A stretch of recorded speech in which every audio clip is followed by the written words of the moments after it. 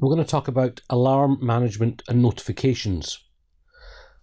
Most of the people who use ITAM will know alarms are the heart of system management and contain key information about problems or current potential problems.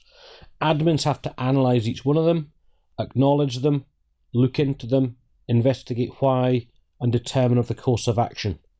ITAM allows the administrator to configure a rule on the event logs, system managers, and those traps can be converted into a unified format alarm for this feature. Certain systems need privileged attention and needs to be attended to with the highest priority.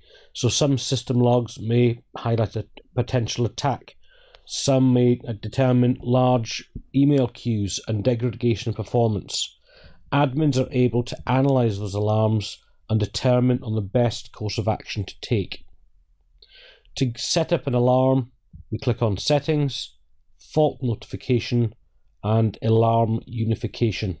And we click on Add to add a new rule. When you see the live video in a few minutes, you'll see what has to happen.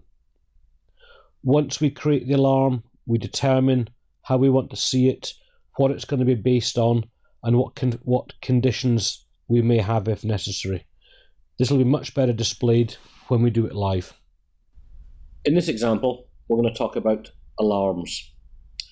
To do this, we click on Settings, we navigate down to Alarm Unification, and I'm going to add a new alarm in.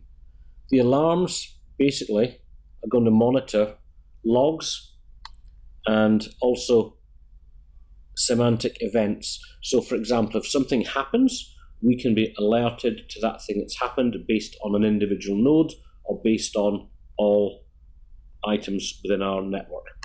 So I'm going to create one called memory change. It's there already, so I'm going to cheat a little bit and copy my description across.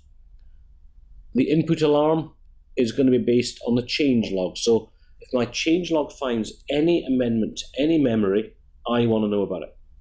So I'm going to select change log. Once again, I can select an individual node or selection of criteria. I'm going to select all, and I find all hosts available to be selected. So I add it across, and all hosts have now been added in. I click on Next.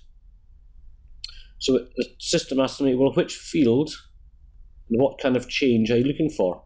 Well, I'm going to look for a hardware change. And if the hardware change is something to do with a value of processor, I want to know about it. So what I can do, I can click on Add. I could also have a condition and add in something else if I wish. I don't want to do that, so I click on Add, and my sub rule is if the hardware change is processor, I want to know about it.